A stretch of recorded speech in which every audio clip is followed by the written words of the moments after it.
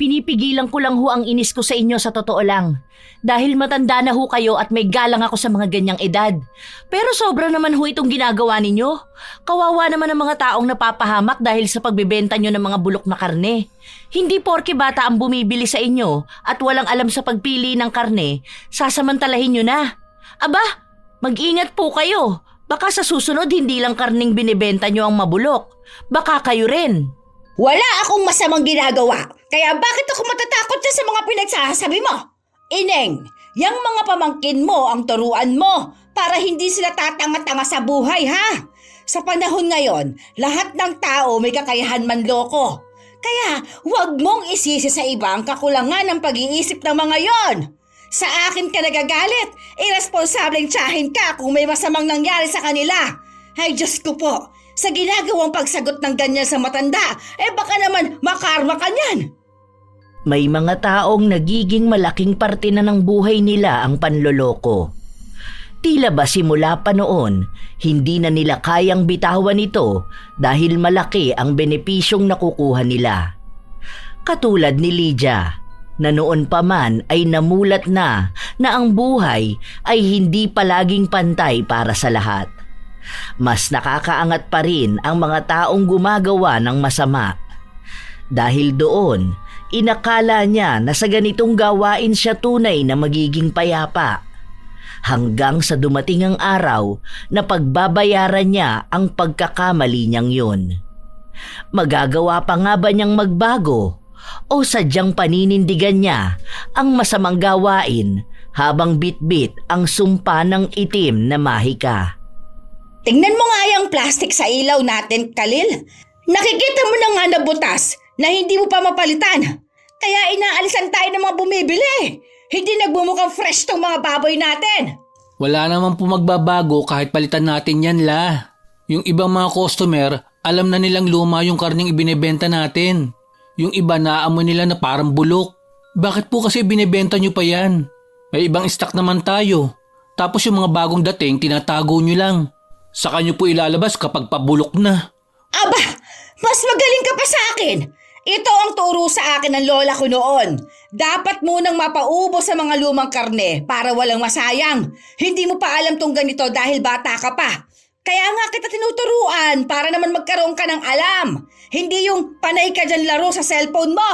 Kung mamanahin ko man po itong pwesto, sisiguraduhin ko po na fresh yung ibebenta ko.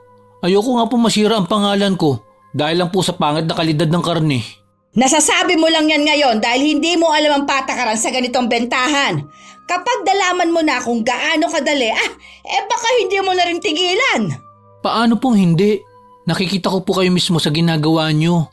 Minsan kapag may bumibili sa atin, pinapalitan nyo po ng lumang karning baboy. O kaya, kapag may magpapachop, hinahapulan nyo nung malapit ang mabulok. Kung kayo nga po ayaw nyo niluluto yung bulok na baboy. Tapos iba okay lang. Huwag pong ganoon, masama po yun, Lola. Panglalamang po sa kapwa yun. Huwag mo akong pinapangaralan, ha? Hindi ka pa umaabot sa buhay na napagdaanan ko. Bata ka pa. Wala kang karapatan na sabihin sa akin kung anong tama o mali. Kayo talagang mga kabataan sa henerasyon na to, mga bastos. Wala na kayong galang sa nakatatanda sa inyo. Panay kayo puna at reklamo. Hindi naman po pupunahin, Lola, kung hindi naman po nakikita na mali. Nasa edad na po siguro ako para malaman ng simpleng tama at mali po, no? Umuwi ka na sa bahay! Pampamalas ka rito Kaya ka nga isinama para makita mo mga dapat mong gawin. Hay! Buwisit na bata to. Pinasasakit ang dibdib ko. Lumayas ka nga rito at baka hindi kita matansya. Hindi na nagdalawang isip pa ang bata. Umalis siya at iniwan ang kanyang lola. Si Khalil lang ang palaging kasama ni Lydia sa pwesto dahil ito ang nag-iisa niyang apo na kasama sa bahay. Ang iba niyang apo ay sa malayo nakatira kasama ang mga magulang nila. Noon pa lang, ang negosyo ni Lydia na pagbebenta ng baboy ang nakatulong sa kanya para sa pagpapalaki ng mga anak niya. Dito siya kumukuha ng pantusto sa pag-aaral nila hanggang sa nagkaroon na sila ng kani-kanilang buhay. Matagal na siyang pinapatigil ng mga anak niya sa pagbebenta sa palengke dahil matanda na siya. Pero si Lydia mismo ang tumatanggi. ayaw niyang bitawan ang ginagawa niyang ito. Malaki rin kasi ang kinikita niya, lalo pa at hinahaluan niya ng maling gawain ang pagbebenta. Kapag bago sa paningin niya ang bibili, ibinibigay niya ang mga baboy na pasira na at mahirap ng ibenta. Kahit na maraming tao ang umiiwas sa kanya dahil alam na ang gawain niya, meron pa rin siyang nabibiktima. Lalo na ang mga mamimili na hindi marunong tumingin ng mga karne. Nang araw na yon, maagang umuwi si Lydia dahil wala nang gaanong tao sa palengke. Nakauwi na ako't lahat-lahat. Nakahilata ka pa rin dyan, bata ka. Ano? Ganyan na lang ba talaga ang gusto mong gawin, ha? Lo, katatapos ko nga lang po magugas ang plato. Nagsaing na rin po ako. Umupo lang po ako saglit, sakto naman po na dumating po kayo. Gusto niyo po ba sa susunod mag-video po ako? Para po mapapanood niyo ang ginagawa ko rito sa bahay. Malinis na pala tong bahay sa mata mo. Ha? Nung kabataan namin, kapag may mga alikabok na ganyan at naabutan ng lola namin hindi pa malinis, baka mukha namin gawing basahan. Swerte ng mga kabataan ngayon, hindi naabutan ng ganong klase ng pagdidisiplina. Kaya ayan, walang ginawa kundi maging pilosopo kapag kinakausap. Lola, noon po yun. Noong kabataan niyo po. Hindi po ngayong katandaan niyo. Pilosopo ka talaga, ano? Huwag mo nang dagdagan ang inis ko ngayong araw, Kalel. O siya, iabot mo to kay Loridel. Sabihin mo 2 kilo yan. Babayaran na yan sa katapusan, ha? Saka magkusa naman kamo siya magbayad. Hindi yung sisingilin pa siya. Ang baho naman ito, La. Hindi naman po siguro puro bulok tong pinautang niyo, no? Mamaya, magrereklamo na naman sila na mabaho kapag nilalaga na. Tapos may lasa.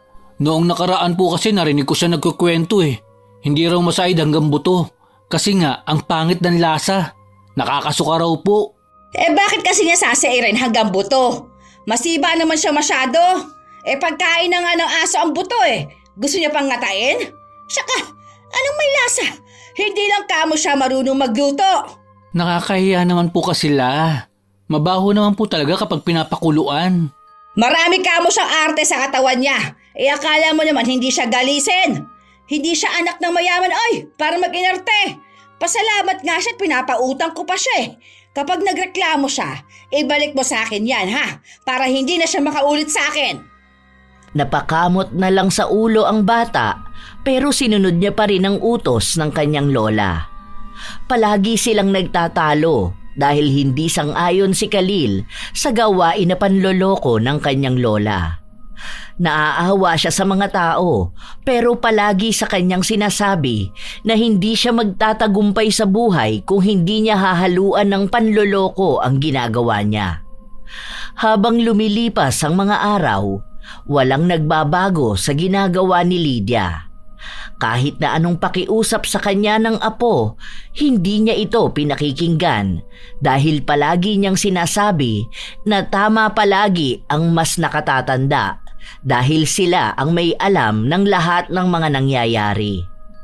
Dahil bakasyon at walang pasok sa paaralan, kahit ayaw ni Khalil, siya ang pinagbabantay sa pwesto. Ano? Napaubos mo ba yung mga karne kahapon? Hindi ko po nilabas. Natatakot po ako na baka mahuli po ako. Ay, ang tanga mo talagang bata ka! Ano ba naman, Khalil? Ilang taon ka na ba para hindi ka makaintindi sa mga sinasabi ko, ha? Paano na to ngayon? Hindi pwedeng hindi to mapaubos. Bulok na po yan. Nangangamoy na nga po eh. Hindi pa yan sira. Pwede pa yan. Sandali nga. Dalhin mo to doon kina Berto. Sabihin mo ipapagiling mo yan. Ipapautang ko na lang yan. Ay, Diyos ko po. Hilig mong magsayang ng kita. Hindi ka pwede sa negosyo. Mahina ang loob mong manloko ng tao. Hindi naman po lahat ng negosyo kailangan na haluan ng panloloko. Lahat ng negosyo may halong panloloko. Hindi ka tatagal sa ganitong industriya kung hindi ka manloloko ng mga customer. Kahit nga dyan sa mga grocery akala mo ba na laging fresh ang binebenta nila? May mga sikreto yan sila. Ginagamitan pa nila ng mga chemical yon. Tingnan mo, ang daming nagkalat na sakit ngayon. Mga cancer. Si Lola, lahat na lang may kailangan ikumpara. Mali na nga ang ginagawa, dudugtungan pa rin ng maling paniniwala. Ano ba naman yan? Hindi mo pa yan maiintindihan sa ngayon.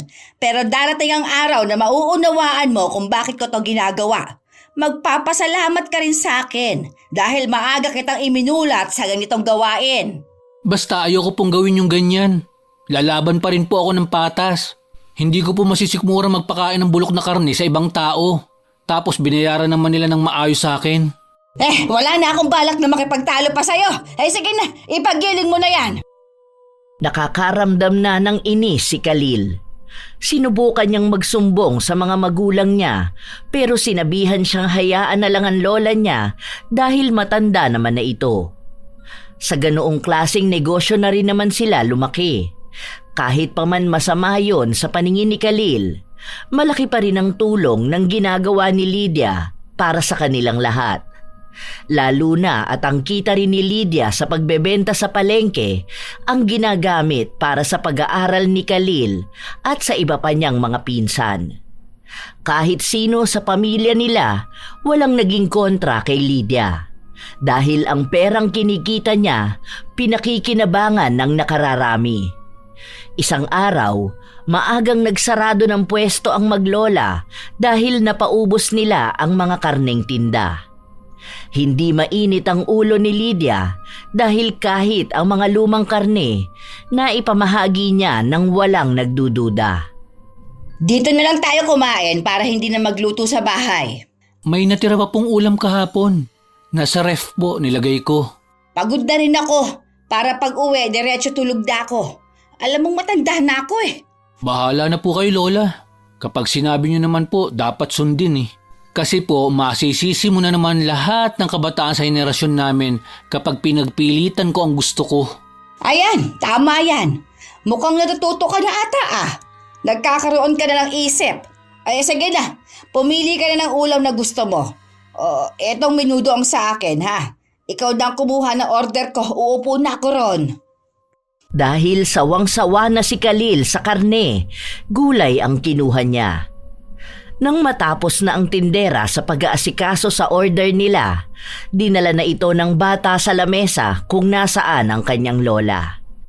Kaisas! Tingnan mo yung mga kabataan na yun Naglalampungan. Kay babata pang lalande. Malamang mabubuntis sa maagang batang yan. Kawawang mga magulang na mga yan Diyos ko po. Ano na kaya mangyayari sa susunod na henerasyon? Palala ng mga kabataan.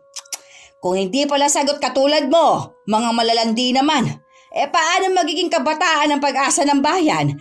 Kung ganyan naman. Nadamay na naman ako. Paano naman po kasi magiging pag-asa ng bayan ng mga kabataan? Kung yung mga matatanda nagpapakita na wala ng pag-asa sa bayan. May pinahihiwatig ka na naman ba?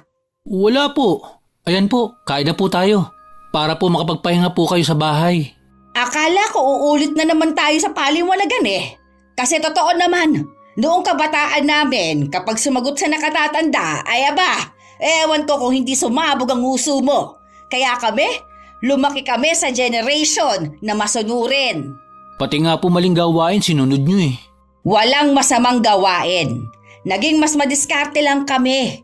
Kumpara naman sa mga kabataan ngayon, ang seselan sa buhay. Mga may hinang loob, mga iyakin. Teka, ano ba naman tong ulam na to? Bakit ganitong lasa? Ang tigas pa ng karne. Bakit po? Anong lasa? Panis po ba? Lasang bulok ang karne. Isauli mo nga to. Nawalan na ako ng gana. Nakakadire, Diyos ko. Ang babalahura ng mga tao sa karinderya na to. Hindi na ako kakain ulit dito. Okay na po yan. Hindi naman po ata yan nakamamatay. Bulok na baboy ang ginamit nila dyan. Ang dudugyot. Wala ba silang pambili ng fresh sa karne? Ang pangit na lasa. Parang may uod pa yata yan. Isauli mo nga yan. Bawiin mo pera ko. Hindi naman po ata sila nagbabalik ng pera Hayaan nyo na lang po yan Bulok na karne lang naman yan. Parehas lang ibinibenta nyo. Iba ang ginagawa ko sa ginagawa nila. Parehas lang naman po ata yun Kayo na nga po ang may sabi na ang negosyo hinahaluan talaga ng mali. Kaya nga po ang minudo nila, hinaluan din nila ng lumang karne. Huwag mo akong pinipilosa po, Khalil! Huwag mong ibinabalik sa akin ang mga ginagawa ko, ha? Sandali, ako ang babawi na pera ko. Ang kakapal na mga mukha ng mga tao itong pakainin ako ng bulok na karne. Nagbabayad ako ng tama. Hindi para lokohin nila lang ganito. Ang mga taong ganito, mga hindi pa makarma. Pinipigilan ni Khalil ang lola niya pero mas nangingibabaw ang galit ng matanda. Para matigilan siya sa paggawa ng eskandalo, ibinalik ng tindera ang pera niya. Pero kahit na ganon, hindi pa rin nagpaawat si Lydia sa pagbubunganga niya. Pinagmumura niya ang lahat ng tauhan sa karinderya. Halos gusto na niyang itaob ang mga paninda nila.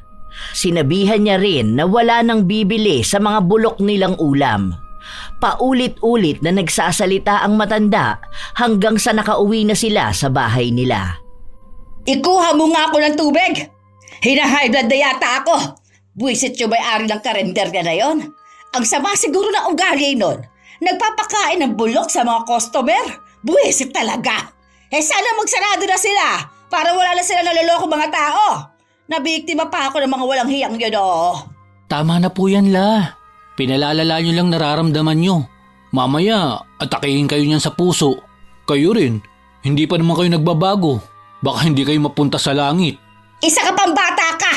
Kapag inatake ako sa puso, ikaw ang dahilan doon. Naiinis na nga ako, dadagdagan mo pa talaga eh. Hindi ka matino kasama sa bahay. Pinapagaan ko lang naman po ang kalooban nyo. Kanina pa po kasi kayo daldal ng daldal. Hindi naman na kayo naririnig ng tao. Naibalik naman po yung ibinayad nyo kanina. Dahil papaano hindi ako magagalit, ha? Ganun sila magnegosyo. Ay, ang hirap talaga kausap ng mga matatanda. Palaging sila ang tama. Galit na galit kapag ginagawa sa kanila yung ginagawa nila sa iba. La, hatid ko na po kayo sa kwarto nyo. Tigil na po kayo, ha? Mabuti na lang po pala hindi ko kayo tinuruan sa social media. Baka po panay kayo ran sa mga post nyo kapag nagkataon.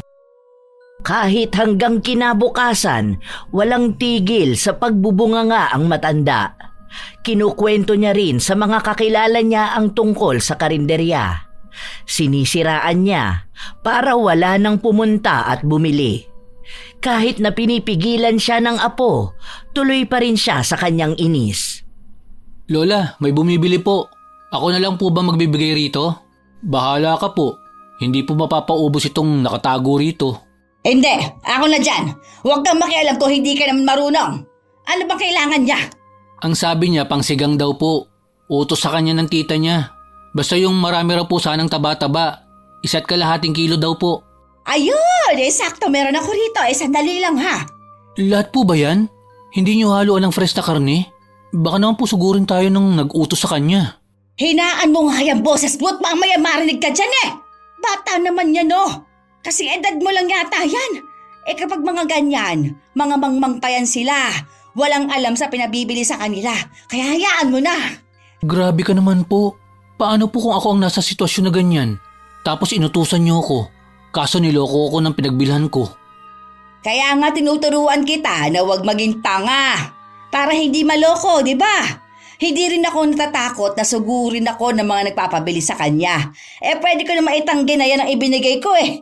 Madali lang yan. Sanay na ako sa ganyan dati pa lang. Basta't malahimik ka dahil baka ikaw pa ang magpahamak sa akin. Huwag ka na panayan tanong.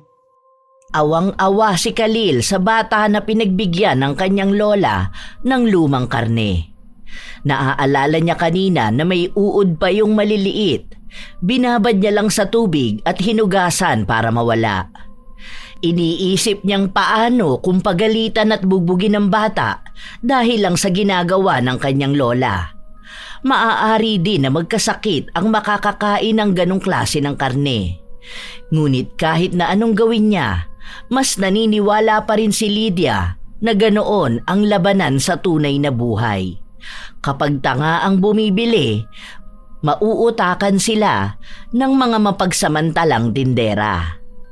Dalian mo namang kumilos dyan para makauwi na tayo. Baka makalimutan mo pa may pinapadala ko sa'yo, ha? Okay na po. Tara na, La. Sigurado ka ba na wala ka nang naiwan? Yung ipinamili natin kanina. Andyan na ba? Opo, wala na ako nakalimutan. Ako na po maghawak niyang bag niyo. Bago makaalis ang maglola, natigilan sila sa pagdating ng isang babae. May bit-bit itong isang plastic na mukhang naglalaman ng karne ng baboy. Excuse me po. Nagsarado na po kayo? May gusto po sana akong ibalik na binili kanina eh. Ano? Bakit mo yan binabalik? Sigurado ka ba na sa amin mo yan binili? Hindi ko natatandaan na pinagbentahan kita Hindi po kasi ako ang bumili, yung pamangking ko po. Inutusan ko siya kanina, kaso po mali itong nabili niya. Ano bang mali dyan? May amoy na po kasi itong karne. Sira na po yata ito. May ibang kulay na rin po kasi eh. Isasauli ko na lang po sana. Hindi ko po naibalik kanina dahil abala ako sa ginagawa ko. Ngayon lang ako nagkaroon ng oras. Mabuti na lang po na abutan ko kayo. Ay, hindi akin yan. Wala akong napagbentahan na bata kanina. Paano ka naman nakasisigurado na akong nagbenta niyan? Ang daming tindera ng karne dito Ay siya! Itanong mo sa kanila kung sinong nagbenta sa pamangkin mo. Nagmamadali kami. Kailangan na namin makauwi. Ito ho kasi yung tinuro niya sa akin. Sayang naman po kasi ang pinambili namin kung hindi naman namin ito mailuluto. Hindi na po ito makakain eh. Nangangamoy na rin po kasi. Baka makakuha pa ng sakit ang mga kakain. Ay, hindi ko papalitan yan. Hindi ako nagbebenta ng ganyan. Sa susunod kasi, turuan mo yung pamangkin mo kung paano pumili ng karne. Hindi yung kapag nagkamali siya sa ibang tindera niyo sinisisi. Tara lang nga apo, umalis na tayo. Baka bigla akong atakihin sa ginagawa ng babae na to.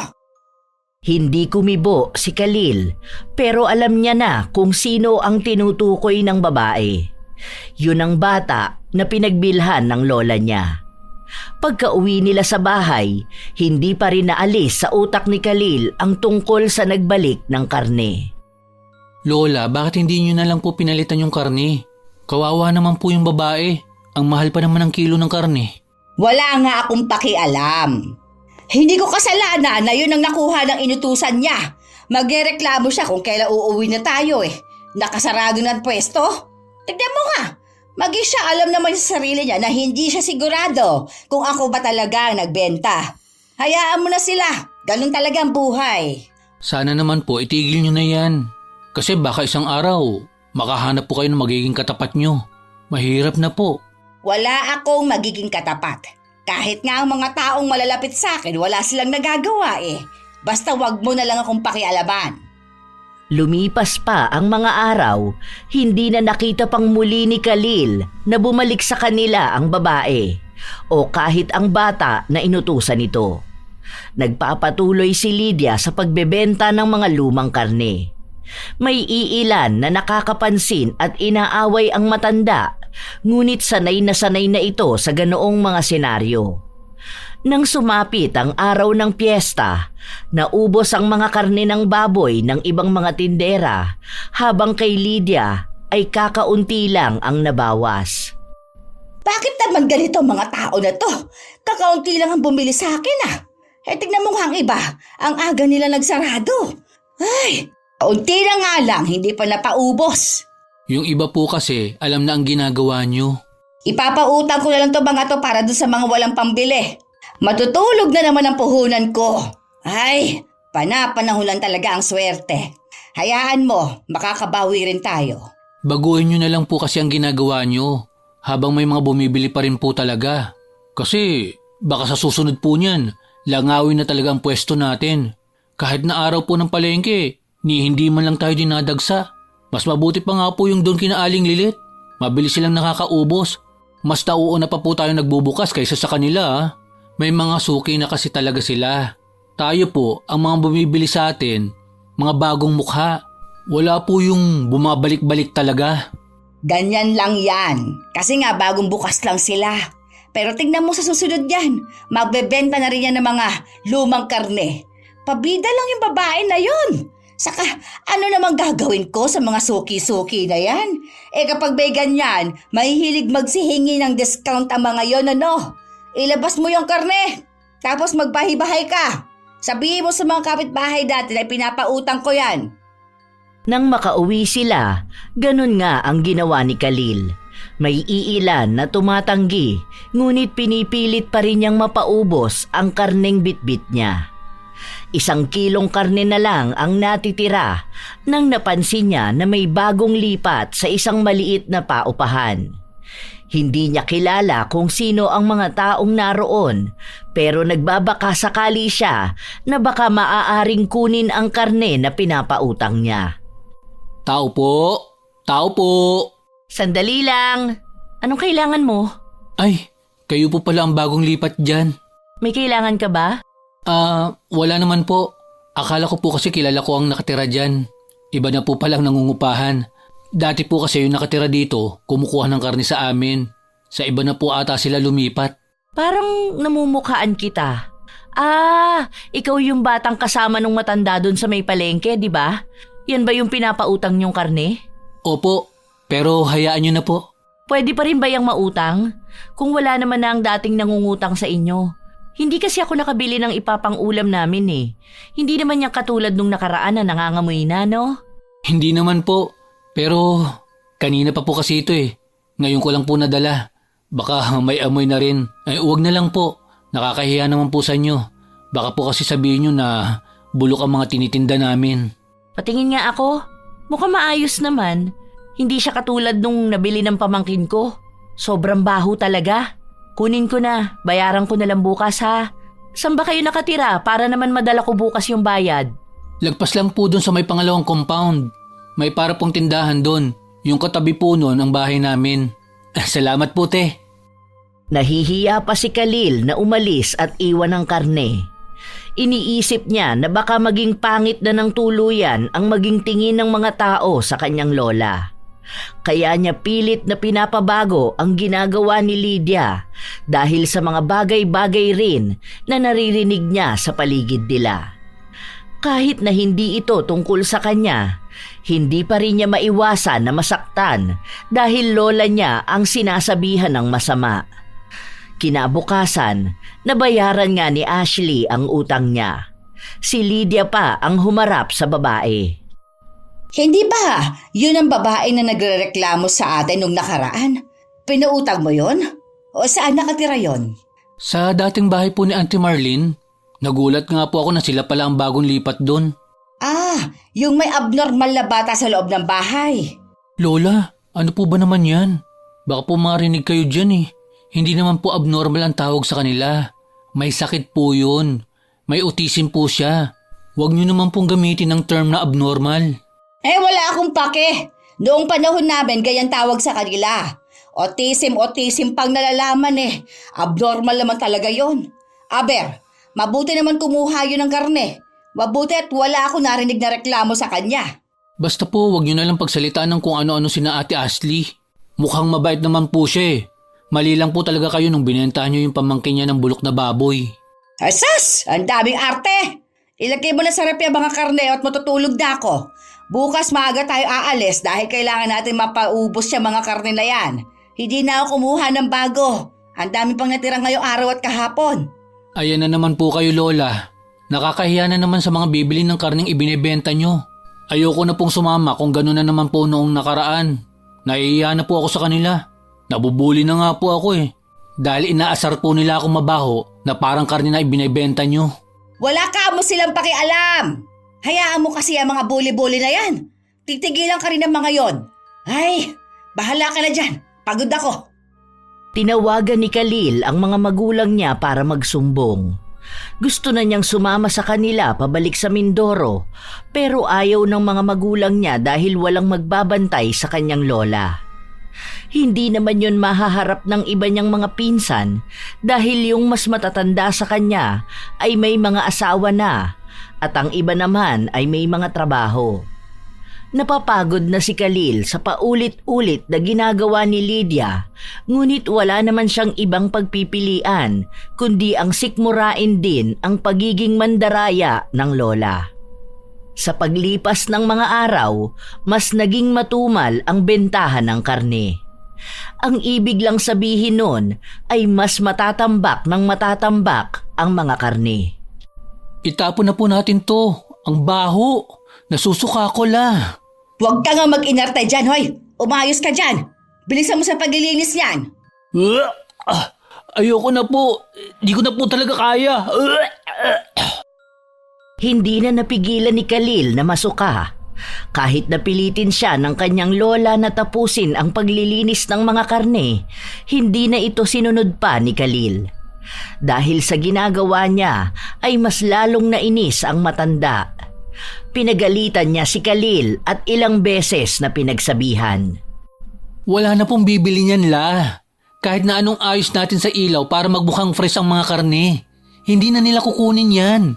Hindi pa nga po nila nahahawakan, naaamoy na eh. Huwag mong pinapamalas ang pagbebenta ko, ha? Mas mabuti pang ligpitin mo yan, tapos ipagiling mo. Pag uwi natin, ilako mo yan para ipautang. Gawan mo ng paraan, luging-lugi na tayo eh. Hindi naman po kasi tayo malulugi kung hindi kayo nanlalamang sa kapwa nyo. Mababawi naman po sana to kung sa una pa lang maayos yun ang pinagbebentahan ng mga tao. Panay ka reklamo! Sundin mo na lang ang utos ko! Sa pilitang ginawa ni Khalil ang utos sa kanya. Pagbalik niya sa pwesto, nagliligpit na ang kanyang lola. Tutulong na sana siya nang biglang may nagtanong na 2 dalagita sa pwesto nila. Naghahanap sila ng giniling na baboy. Sakto naman na hawak na yon ni Khalil. 1 kilong giniling. Kunin nyo na at last na to. Sandali lang. Ibabalot ko na, ha?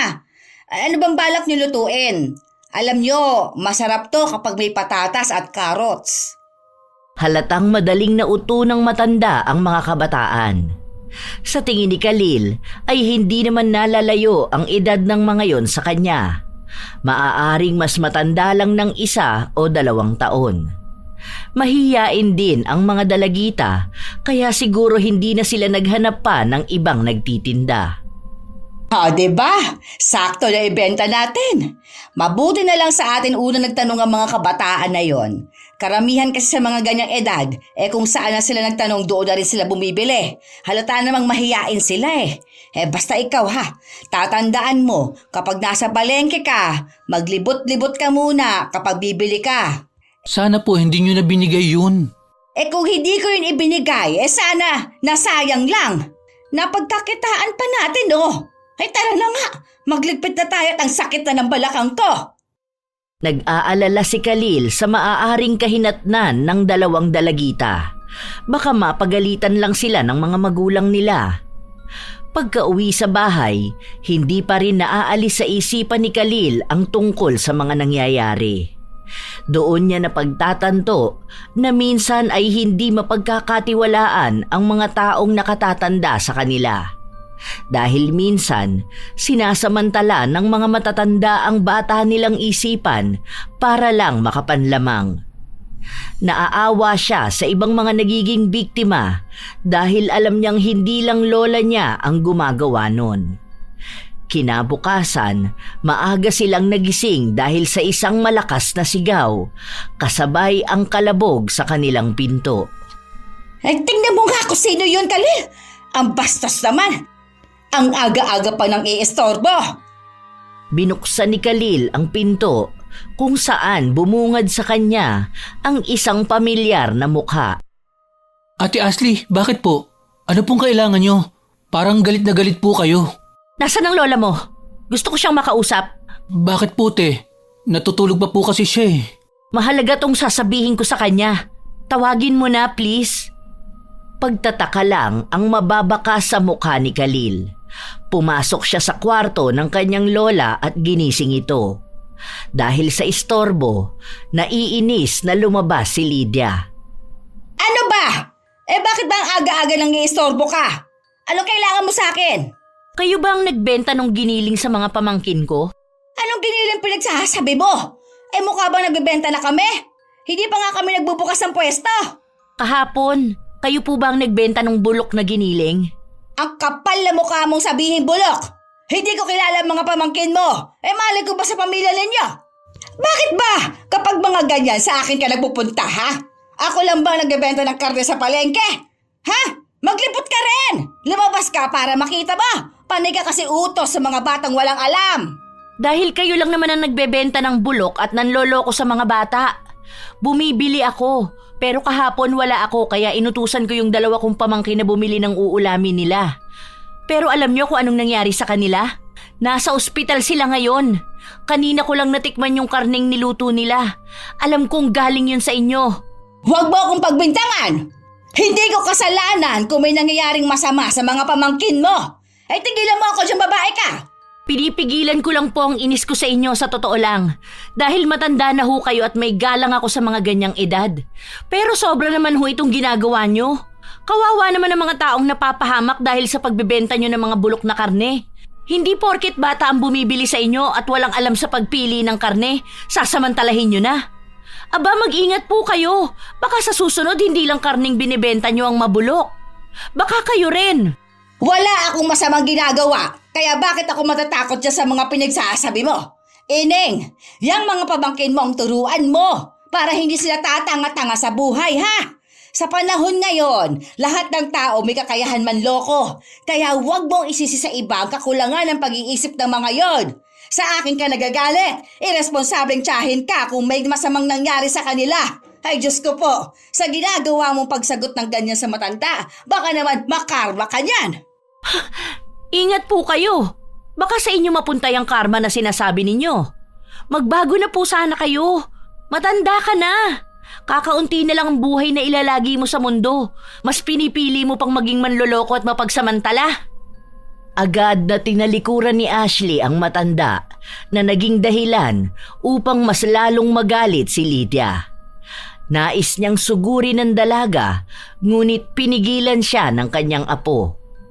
Nahihiya na rin si Khalil dahil ang daming kapitbahay na nakarinig ng pagtatalo nila. Uugong na naman ang balita tungkol sa binebenta ng kanyang lola. Buwisit na babae yun ah. Ang kapal na mukha niya sugurin ako sa bahay ko. Sa susunod na makikita ko yan, tatagain ko talaga siya. Lola, kumalma na po muna kayo. Mamaya tumaas na naman po ang BP nyo niyan. Ginagawa pa akong mali. Ako ang sisisihin dyan na nasa ospital ang mga pamangkin niya. Eh bakit kasi hindi na niluto na maayos yung karne? Siya ang may kasalanan nun eh. Humahanap lang ng taong masisisi. Eh bakit kaya may ganong klase ng mga tao? Diyos kong mahabagin. Ewan na nung gabang mapupunta sa kanya. Tama naman din po kasi ang sinabi niya eh. Mga bata pa po ang mga yon. Tapos makakakain sila ng bulok na karne. Malamang po, kahit naman ikaw po siguro, sasakit din ang tiyan nyo, di ba? Ngayon, kinakampihan bang babae na yon? Hindi naman po ito kampihan, Lola. Sinasabi ko lang din po kung anong kapahamakan ang pwede mangyari doon sa mga taong pinagbebentahan nyo ng mga sirang karne. May mga bakterya na po yun. Kahit pa sabihin na nailuto na. May malaking epekto po yun sa kalusugan ng isang tao. Nagbabayad po sila ng tama. At yung pera na yun, pinaghihirapan nila. Tapos kayo po, niloloko nyo sila? Hindi po ba unfair naman yun? Hindi totoo na may unfair sa mundong ito. Dapat marunong ka lang sa buhay. Kung tanga ka, maloloko ka. Kaya nga dapat maging wais tayo sa buhay. Walang panlalamang sa ginagawa ko. Bumabawi lang rin ako para sa mga nalulugi ko. Basta wala akong nakikitang mali sa ginagawa ko.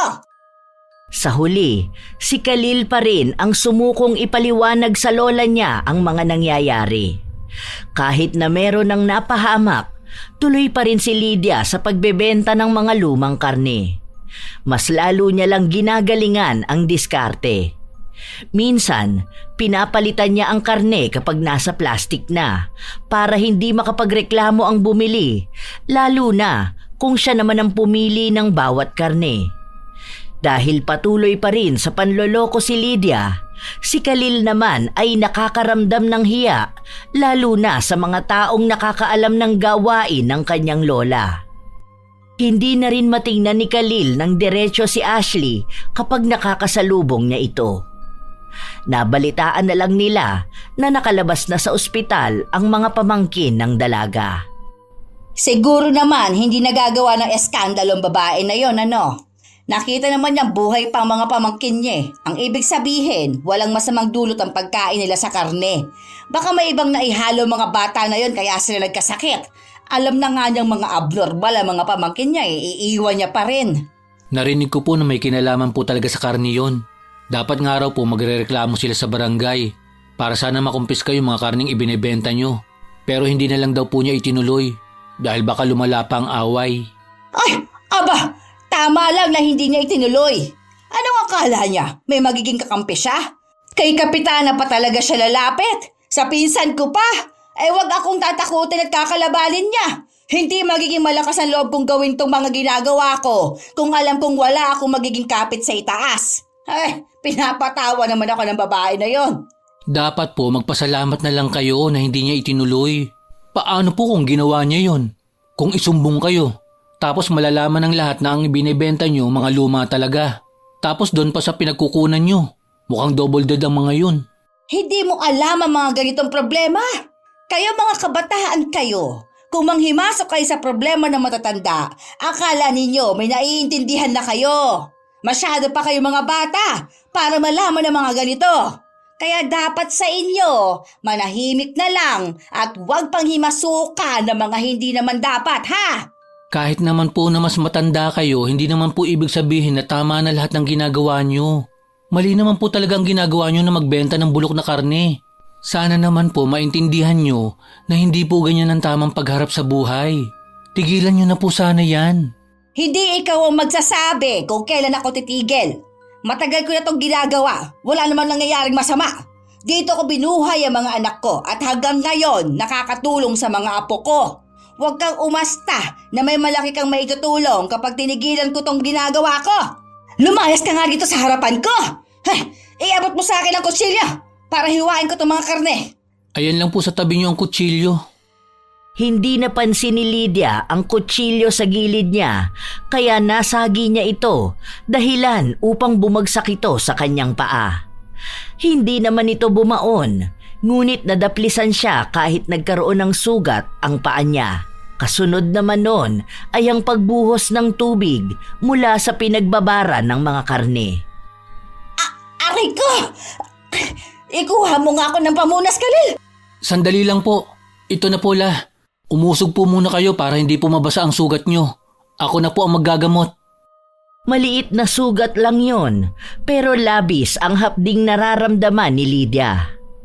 Pagka-uwi nila sa bahay, nilinisan ng kanyang apo ang paa niya na may sugat, saka ito nilagyan ng dinurog na gamot. Binalutan din ito ni Khalil para hindi mabasa. Kinabukasan, bago sila magpunta sa pwesto, muling nilinisan ng bata ang sugat ng kanyang lola. Gusto niyo po ba na samahan ko kayo sa center? Ipatingin po muna natin itong sugat nyo. Parang lumalala po kasi. Mamaya po, ano pang mangyari sa inyo? Ay, hindi yan. Nakita mo simpleng sugat lang yan eh. Malayo sa bituka. Hindi naman nakamamatay. Ay, aray ko. Dahan-dahanin mo namang bata ka. Huwag mong kuskusin. Baka dyan pa lalo lumalayan eh. Sabi ko banlawan mo lang yung mga nanuyong gamot. Hindi ko naman po kinukuskus. Kailangan po kasi itong malinisan. Sugat po ito la. Ganito naman yung ginagawa nyo dati sa akin kapag may sugat po ako eh. Tumabi ka nga dyan. Nakakainis ka. Ako na. Mas nararamdaman na ni Lydia ang hapdi ng sugat niya. Umiinom na rin siya ng gamot para lang gumaling ito. Ngunit sa paglipas ng mga araw, walang nagbabago. Mas lalo lang lumalala hanggang sa tila ba lumalaki lalo ang sugat niya. Pumunta ka nga sa munisipyo tapos kunin mo doon yung hinihingi kong gamot. Bilisan mo lang ha, kasi dadaan ka pa doon kina Mercy. May hinihingi akong herbal sa kanila. Para mapakuluan yon, doon ko ibababad tong sugat ko. Nasabi ko na po yan kina mama. Ang sabi po nila dalhin na raw po kita sa ospital. Kasi baka raw po sa sakit nyo yan. Kapag daw po may diabetes, bawal daw po masugatan, lalo na po sa paa. Tignan nyo po yan, nagnanaknak na po. Tapos kapag inaalis nyo yung medyas nyo, nangangamoy mabaho. Inuutusan lang kita. Mas magaling ka pa sa akin. Ayoko dyan sa ospital. Bilisan mo na. Noong panahon namin, mga herbal lang naman ang nakakapagpagaling sa amin eh. Pero kahit na anong gawin ni Lydia, hindi nagbago ang nangyayari sa kanya. Hanggang sa lumipas ang mga araw, buong paanan niya ang namamaga at hirap na siyang itapak ito. Nagmumukha na kasi itong bulok na laman at kapag iaapak niya ito, nararamdaman niya ang hapdi. Ay, Diyos ko po. Ay, ano ba naman tong nangyayari sa akin? Paano ng pwesto ko sa palengke? Ikaw na nga muna magbantay doon ha, Khalil. Wala naman pong ibebenta, La. 2 araw na po kayong hindi nagbebenta. Hayaan nyo na lang po muna. Sa susunod na araw, andito naman sina tita. Ang sabi nila, uuwi sila para tingnan ang nangyayari sa inyo. Ang tigas po kasi ng ulo nyo. Ayaw nyo pong pumunta sa doktor. Ayan tuloy, lumalala lang. Hindi pwede na wala tayong ititinda. May mga natira tayong karne, di ba? Tinapon ko na po yun. Ay, tanga ka talagang bata ka. Bakit pa itinapon? Hindi mo binawi ang puhunan ko doon. May nangyayari na nga po sa inyo, mas iniisip nyo pa yun. Magpahinga na po muna kayo. Magluluto lang po ako ng pagkain natin. Hayaan nyo na po muna yung mga bulok nyong baboy. Ang isipin nyo po, yung nabubulok nyong paa. Aba, bastos na bata talaga to ah. Hindi ko alam kung saan ka nagbana. Hindi naman ganyan ang mga magulang mo. Kahit ang mga pinsan mo, wala namang kumukontra sa akin. Lola, hindi po talaga sila kokontra sa'yo. Dahil hindi naman po nila nakikita ang ginagawa nyo. Concern lang po ako sa inyo at sa mga tao sa paligid ko. Kasi po, panay kayo sabi na gusto nyo ng pagbabago sa bansa natin. Pero isa po kayo sa ayaw namang magbago. Ano naman ang pinalaman dyan sa nangyayari sa akin, Aber? Tsaka, ano naman ang alam ng mga kabataan sa pagbabago? Pagbabago sa henerasyon na to, pagiging bastos, hindi pagsunod sa mga nakatatanda. Lola, ayoko na lang po magsalita pa. Pero baka po yung nangyayari sa inyo. Isa na rin pong paraan yan para malaman ninyo kung ano yung mga maling nagawa nyo. Baka po karma na yan. Sorry po Lola kung medyo harsh ako magsalita. Narinig ko lang po sa mga kapitbahay. Mas lalong nagalit si Lydia sa sinabi ng kanyang apo. Binato niya ito ng tungkod niya pero agad namang nakaiwas si Khalil. Dahil sa kalagayan ng matanda, hindi na siya nakapagbukas pa ng pwesto. Pinaupa na lang muna ito sa iba habang si Khalil naman at ang tiyahin niya ang nag-aasikaso kay Lydia.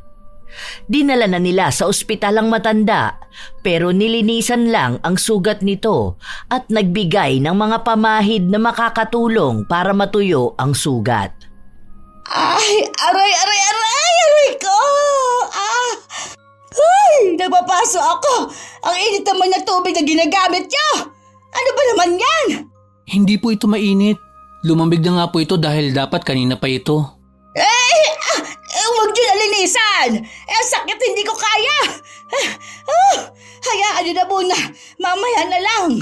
Hindi po pwede. Kasi sabi ng doktor na dapat malinis tong paa nyo palagi. Kung hindi, baka po ma-infeksyon kayo. Bahala po kayo. Baka maputol talaga ang paa nyo. Aba, talagang tinakot pa ako ng batang to. Mamaya na yan, hindi ko talaga kaya at sobrang sakit na. Oo nga pala. Bukas babalik tayo sa pwesto. Pinakiusap ko na sa tita mo yung umuupa doon. Kukunin na ulit natin yon. Lah, magbebenta pa rin po kayo? Pero hindi po tulad dati?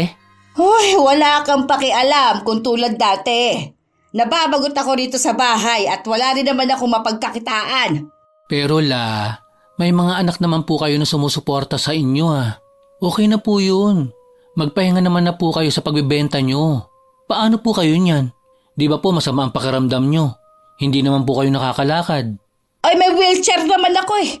At katulong ko naman ang tita mo kapag pupunta ako doon. Tapos ikaw naman na mag-aasikaso ng mga hindi ko kaya. Sa susunod na linggo pa naman ang pasokan ninyo.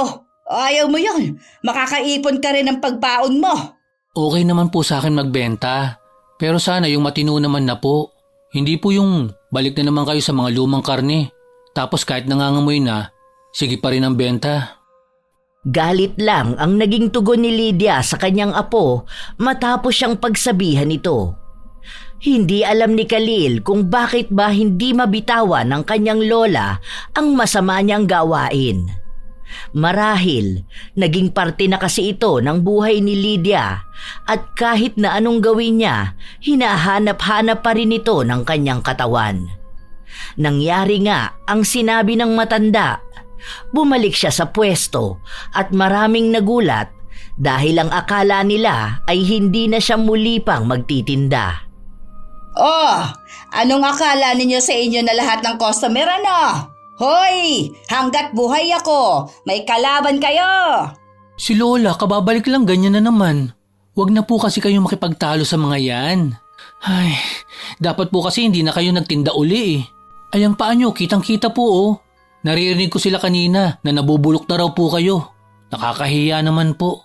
Eh bakit ka mahihiya sa kanila? Hayaan mo yung mga animal na yan. Mga takot kasi ang malamangan. Alam kasi nila na noon pa man, mas magaling akong dumiskarte sa kanila. Kaya nga, kahit nasira ng mga karneng binibenta ko, nagagawan ko pa rin ng paraan. Isa pa po sa iniisip ko, baka ano pang mangyari sa inyo. Baka lalong lumala po yung sugat nyo sa paa. Nilalangaw pa po oh. Bawal naman po kasi siyang balutan kasi sabi ng doktor, kailangan niyang nahahanginan para matuyo. Kaso naman po, andito kayo sa palengke. Ayusin mo na lang yung mga pinagagawa ko sa'yo. Pabayaan mo tong paa ko. Pinapagpagan ko naman to.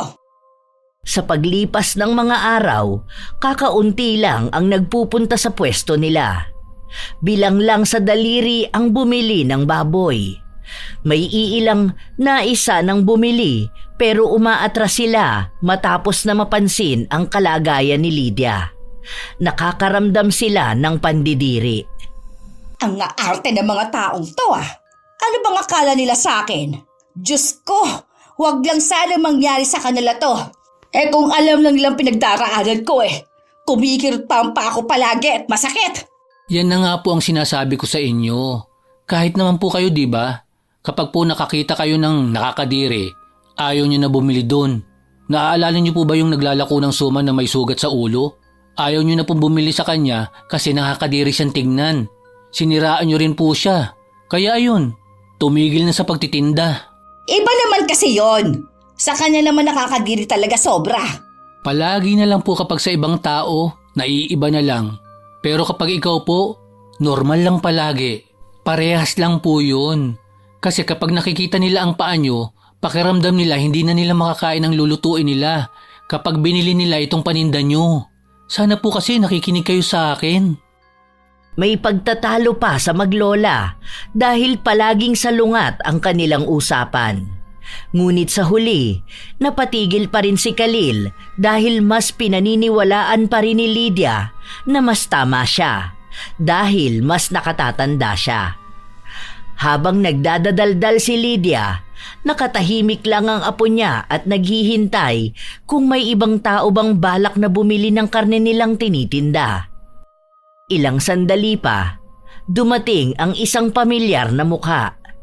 Tumigil siya sa tapat ng pwesto at hinawakan ang mga karne. Hanggang ngayon ba naman ganito pa rin ang binibenta mo? Wala kang pakialam. Kung hindi ka lang rin bibili, wag mong hawakan yan. Oh, ano nangyari sa'yo? Akala ko pa naman baboy lang ang makikita kong bulok. Pati pala ikaw? Aba, bastos ka! Te, huwag mo na lang pong patulan si Lola. Pasensya na po. Kaya walang natututunan ng lola mo kasi kailangan palagi siyang unawain. Hindi porket matanda siya, dapat palaging mananahimik lang kahit na mali siya. Dahil alam kong wala namang mali sa ginagawa ko. Ewan ko ba sa'yo? Ikaw ang maraming sinasabi. Lumayas ka nga rito. Ay naku, aalis talaga ako. Sino ba naman tao ang gustong makakita ng nakakadiring paa katulad niyang sayo? Nakakakilabot naman yan. Bulok na lang lahat sayo ah. Ang tinda mo, ang paa mo, at ang ugali mo. Sana naman magbago na kayo bago pa kayo mabulok sa ilalim ng lupa. Panay ang pagmumura ni Lydia habang ang dalaga naman ay walang pakialam. Tumalikod siya at umalis. Naisa na siyang suguri ng matanda ngunit hindi siya makatayo at makalapit. Kaya upang makaganti, ang ginawa na lang niya ay pinagsisigawan nito at pinagmumura. Lola, tama na po yan. Kayo lang po ang mapapagod at mahihirapan dyan sa galit nyo. Tignan nyo nga po umalis siya na wala namang pakialam sa galit nyo. Buwisit na babae yan! Makabawi lang talaga ako ng lakas ko. Gagantihan ko yan! Ang kapal ng mukha niya sabihin nabubulok na ako. Sino ba siya sa tingin niya, ha? Umuwi na po tayo, La. Ang gulo-gulo na po ng mga nangyayari. Tigilan nyo na po kasi itong ginagawa nyo. Tama naman po sila Mga bulok naman po talaga ang tinda nyo. Opo, naiintindihan ko kayo na matagal nyo na itong ginagawa.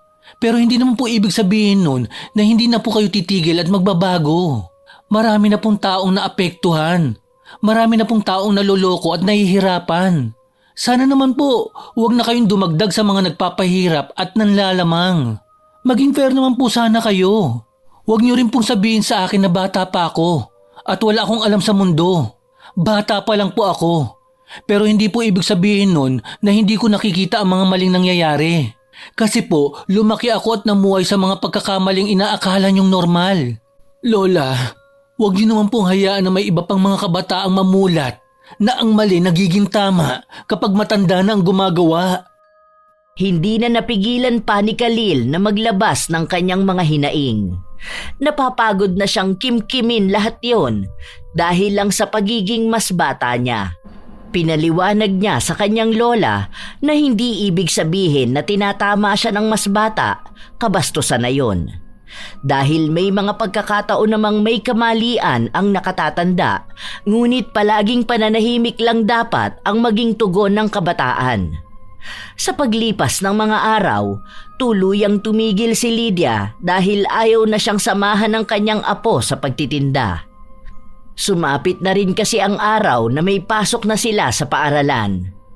Ang anak na lang ni Lydia ang madalas niyang kasama sa bahay, pero hindi niya ito maasahan sa pagbebenta sa pwesto dahil wala itong tiyaga. Kumain na po kayo para po makainom kayo ng gamot. Mamaya po lilinisan ko ang sugat nyo. Tapos ilalagay ko po yung ointment na pinadala ni Tito. Binili raw po niya yon nung nasa Thailand siya. Maganda raw po yun at effective. Hindi na yata gagaling to gasa pa ako. Hayaan mo na yan. Kung ganyan talagang kapalaran ko, wala naman ako magagawa Gagaling pa po kayo. Huwag lang po sanang matigas ang ulo nyo. Sabi po ni Tita, hindi naman kayo nakikinig kapag pinapainom kayo ng gamot. Panay na lang ako inom ng gamot. Hindi naman ako gumagaling. Bahala na. Kapag namatay ako, baka yun na talaga ang oras ko. Matanda na rin naman ako, di ba? Ayan na naman po kayo sa mga iniisip nyo. Hindi pa po kayo kukunin ni Lord. Hindi pa po kayo mabait. Buwisit ka talagang bata ka. Tigilan mo nga ako sa pagbibiro mo niyan. Habang tumatagal, mas lalong lumalala ang karamdaman ni Lydia. Nag-abiso na ang doktor na ipapuputol na ang paa niya dahil maaring maapektuhan pa ang ibang parte ng katawan dahil umaakyat din ang paglala ng sugat niya. Pero hindi pumayag ang matanda. Sinabi niya na kung hindi siya gagaling, mas gugustuhin niyang ilibing at mabulok sa ilalim ng lupa na kumpleto ang katawan niya. Unti-unti na ring tinatanggap ni Lydia na maaaring sa mga susunod na araw, maaaring mamatay na siya. Apo, basta kapag laki mo, gusto ko na ikaw naman na magpapatuloy ng pagbebenta sa pwesto natin, ha? Ikaw ang nakasama ko, kaya alam mo mga dapat na gawin. Bakit po parang namamaalam na kayo? Malakas pa naman po kayo Hindi natin alam ang mga mangyayari. Malay mo sa susunod bigla akong mawala, di ba? Basta, huwag mong pababayaan ang pwesto. Pamana pa sa akin yon at ang pamilya natin para sa ganyang negosyo. Kung darating man po ang araw na ako na magbebenta doon, gagawin ko pong mabango ang negosyo natin. Ayoko pong manahin pa ang problema na ginagawa niyo noon. Magiging maayos po ako dahil gusto ko pong maging fair sa mga taong nagpapakahirap din para may mabiling pagkain. Yan ang gusto ko sa'yo, Apo. Ikaw talagang naiiba sa lahat.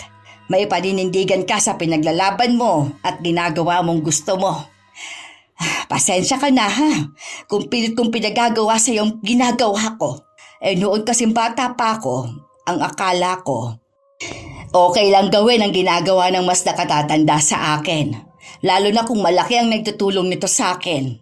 Ngayon ko lang din napagtatanto na kahit pala mas nakatatanda ang gumagawa, kahit kailan, hindi magiging tama ang mali. Ayos na po yun, La. Ang mahalaga naman po, may natutunan kayo. Wala naman po sa edad ang pagbabago at ang pagkatuto. Basta, huwag nyo na lang po ulit gagawin yun. Mas maganda pa rin po talaga ang lumalaban ng patas. Tama ka nga, Apo. Mahirap na ang mabuhay sa mundong ito. Huwag na akong dumagdag pa sa paghihirap ng iba. Tinanggap na ni Lydia ang kamalian niya sa buhay. Gusto man niyang makabawi, hindi na niya magawa pa dahil hindi na siya makalabas ng bahay. Ang buong binti na niya ang may problema. Pinapanindigan niya rin na hindi yun ipapuputol kahit na anong mangyari. Isang araw, bago umuwi si Khalil, pumila siya sa butika para bumili ng gamot ng kanyang lola.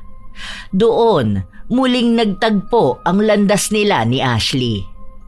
Anong ginagawa mo rito, Khalil? Bumili po ako ng gamot ni Lola. Paubos na po kasi. Nabalitaan ko na hindi na kayo ang nagbebenta doon sa pwesto. Hindi na ba babalik sa pagbebenta ang lola mo? Hindi na po muna. Kasi po, may sakit pa rin siya. Hindi na nga po namin alam ang gagawin eh. Kasi po yung dating simpleng sugat niya, namaga. Tapos ngayon umabot na po sa binti niya. Pataas po ng pataas. Awang-awa na nga po ako sa lola ko eh. Ang lola mo naman kasi, kakaiba ang ugali eh. Opo, alam ko naman po yun. Marami na nga po talaga siyang nakaaway. Kasi nga po, doon sa pagbibenta niya ng mga luma o kaya sirang karne. Pero ngayon po, nagbago na po siya. Paano mo naman nasabi na nagbago na siya? Siya na po mismo ang nagsabi sa akin. Ngayon lang po umamin niyo sa pagkakamali niya. Mukhang na-realize niya na po na mali nga po talaga siya. Oo nga po pala. Pasensya na po kayo sa ginawa ng lola ko po kung nagkasakit ang mga pamangkin niyo po. Wala na yon. Ang gusto ko lang naman talaga, sana matigil na ang lola mo sa paggawa ng masama. Kahit kasi anong pakiusap sa kanya noon, hindi naman siya tumitigil. Sana magbago na siya ng tuluyan para gumaling na rin siya. At kung sakali man na babalik siya sa pagbebenta, sana hindi na niya gawin ang dati niyang ginagawa. Maging patas na siya sa mga tao dahil hindi niya alam na maaaring isa sa mga inaagrabyado niya ang magbibigay sa kanya ng leksyon. Huwag na niyang hayaang bumalik siya sa pagkabulok. Kung sakali man nagagaling siya Yun na nga po ang sinabi ko sa kanya. Napapansin ko naman po ang sensibilidad niya na magbabago na talaga siya. Kaya nga po ngayon, pinipilit namin na gumaling siya. Awang-awa na rin po ako sa kanya. Sa totoo lang kahit na ganyan ang lola ko, kahit na ang dami niyang nakakaaway at manluloko siya, naging mabuting tao rin naman siya. Mabuti siyang lola, kahit ang pagiging ina sa mga anak niya. Sadyang may mga pagkakataon lang din siguro na may nagagawa siyang mali. Tapos, hindi niya na mabitawan dahil mahirap na. Pero ngayon, alam ko, unti-unti na niyang nababago yon. Ni hindi ko na nga siya naririnig na nagkukwento tungkol sa pagbabalik niya sa ganong gawain. Madalas na ang kwento niya sa akin ngayon tungkol sa buhay niya noon. Paano niya pinalaki ang mga anak niya hanggang sa paano niya kami naalagaan ng mga apo niya. Sige aalis na po ako. Hinihintay na po kasi ako ni Lola eh. Ramdam na ramdam ang pagmamahal ni Khalil sa kanyang lola. Siya ang tanging tao na naniniwala na kaya pa namang magbago ni Lydia. Marami siyang naririnig na karma na ng lola niya ang nangyayari sa kanya at tanggap yon ni Khalil. Dahil tunay naman talagang maraming taong naapektuhan ng kasakiman ng lola niya. Hindi niya kayang isa-isahin at hinga ng tawad yun, kaya sa halip, tinuturuan niya ang lola niyang magdasal at ihingi ng tawad ang mga pagkakamali niya. Dahil sa panalangin lang niya kayang maipaabot ang taos-puso niyang paghingi ng tawad sa mga yon. Sa paglipas ng mga araw, walang nangyayaring pagbabago kay Lydia. Huminto man ang pagkalat ng sugat niya, bakas pa rin ang mga nana na lumalabas sa parte ng katawan niyang apektado. Alam mo, Apo, may namimiss ako. Buong buhay ko kasi nagbibenta ako ng karne. Kaya ngayon naninibago ako na ilang buwan na akong walang ginagawa. Hindi naman po kayo pwede magpunta sa palengke. Mas delikado po yun sa kalagayan nyo. Mamaya po, pagtawanan at awayin lang nila kayo doon. Alam nyo naman po ang mga tao sa palengke. Halos lahat nakaaway nyo. Yun nga rin ang inaiisip ko eh. Saka mas nakakatakot ngayon ang nangyayari sa paa ko. Hindi naman to pwedeng takpan. Kapag dumikit ang nana sa tela, sobrang sakit kapag tinanggal na. Hindi ko alam. Basta parang hinahanap ng sarili ko ang pagbebenta. Bagot na kasi ako rito sa bahay. Mas lalo kong nararamdaman na baldado at pabigat ako. Ay, May naiisip po ako. Paano po kung magbukas tayo ng maliit na tindahan ng karne? Diyan sa may labas lang po natin. Para kahit ilang kilong baboy lang, may maibenta kayo. Di ba po, mayroon namang ganun? Sino naman kasama ko? Ang tita mo, ang dami inaasikaso. Ay, sa susunod na linggo uuwi yun sa kanila. Hinahanap na ng mga bata. Gusto ko man sanang isama na lang niya rito ang mga anak niya. Hindi naman pwede. Alam mo naman ang kalagayan ko. Baka bigla lang din silang mandiri sa akin. Ako nga nandidiri sa sarili ko Ako na lang po. Half day lang naman po ang pasok namin Tuwing hapon ang pasok ko. So kada umaga, mas fresh ang baboy, mas maibebenta po. Magaling na talaga sa negosyo ang apo kong ito. Manang-mana talaga sa pinagmanahan. Oops, hindi po kasama doon pangloloko ha. Dapat po kukuha na tayo doon sa tamang pagbibilhan. Hindi po doon sa nagbebenta ng double dead. Huwag na pong tangkilikin ang negosyo nila. Dahil hanggat may tatangkilik sa kanila, mas lalo lang po nilang gagawin yon kahit na masama. Nakakaramdam ng tuwa si Lydia dahil kahit na paano ay sinusuportahan siya ng kanyang apo. Yun na lang din ang tila ba huling-hiling niya na kung sakali man na hindi na siya gagaling, mananatili pa rin siyang masaya na ginagawa ang mga bagay na ginagawa niya simula pa noong bata siya. Si Khalil ang kumukuha ng mga karneng ibinebenta ng lola niya. Noong una, maraming tumatanggi kapag nag-aalok si Khalil pero pansin nila na maayos na nga ang mga itinitinda ni Lydia. Doon niya unti-unting naibalik ang tiwala ng mga tao para tangkilikin ulit siya. Aalis na po ako la. Papasok na po ako. Andyan naman po si tita para tulungan ka. Wow! Paubos na po yung tinda nyo Nakakatuwa nga Hindi ba kanina? Di pa tayo naglalatag, ang dami na kaagad nagtatanong. Sabi nila mabuti na lang mas malapit dito dahil hindi na nila kailangan mapunta sa palengke. Salamat talaga apo, kasi nagagawa ko na ulit yung nagpapasaya sa akin. Ang lola mo, hindi na talaga maalis ang pagiging tendera ng baboy. Basta po ngayon, maayos na ang tinitinda nyo. Diba, sabi ko po sa inyo, kapag maayos kayo at hindi nanloloko ng tao, sila na po mismo ang kusang lalapit sa inyo. Tuloy-tuloy lang po yan la. Yumakap muna si Khalil sa kanyang lola bago sila umalis. May 1 kilong karne pang natitira at kapag naibenta yun ni Lydia, doon lang siya papasok sa loob ng bahay. Ang upuan niya, malapit lang sa pwesto ng mga baboy kaya hindi siya mahihirapan sa paggalaw-galaw. Hindi rin naman nakikita ang paa niya dahil natatakpan yon ng harang. Pwede pa po bang kunin to? Oh, ikaw pala yan. Akala ko lumipat na kayo ng bahay. Wala na raw kasing nakatira doon sa inuupahan ninyo. Lumipat na ho talaga kami. Sinadya ko lang talagang dumaan dito. Nabalitaan ko kasi na nagbebenta ulit kayo Mukhang maayos at maganda na to Oo, hindi na yan tulad noon. Mas fresh na. Hindi na magkakasakit ang mga kakain.